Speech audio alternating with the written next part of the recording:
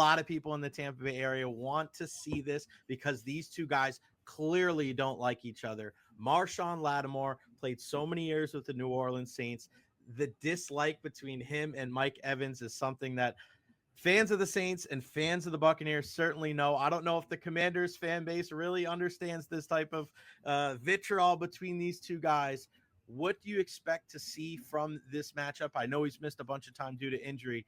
How close to 100% is he going to be? And what do you expect to see from that clash? This has been a problem for Marshon Lattimore the last couple of years. He has not been able to stay healthy, frequent injuries.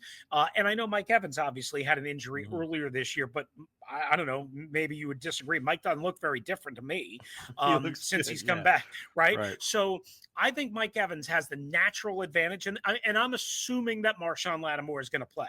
I think Mike Evans has the natural advantage. I know statistics will tell us in head-to-head matchups that Marshon Lattimore has had a pretty good success rate against Mike, and Mike has had his, and so on and so forth.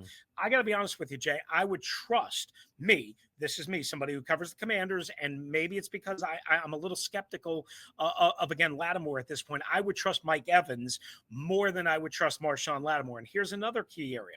Marshon Lattimore in the one full no, I'm sorry. It wasn't the one full game he played. That was against New Orleans, no targets, no nothing.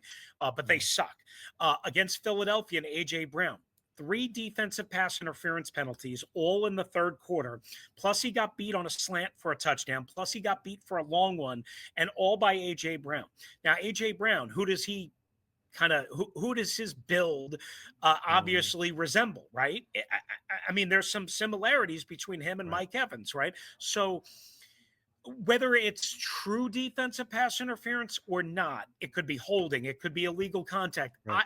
I really feel this. I think Marshon is going to struggle on Sunday night to kind of get back on the bicycle, and I think that's a big – I want to say I think that's an advantage for the Tampa Bay Buccaneers, and I would be stunned if Liam Cohen doesn't take advantage of that early on. If Marshon's out of there, I would target Mike on a go route or on a double move, first play, first series of the game, and say, okay, we want to see how mentally and physically ready you are to play in this game.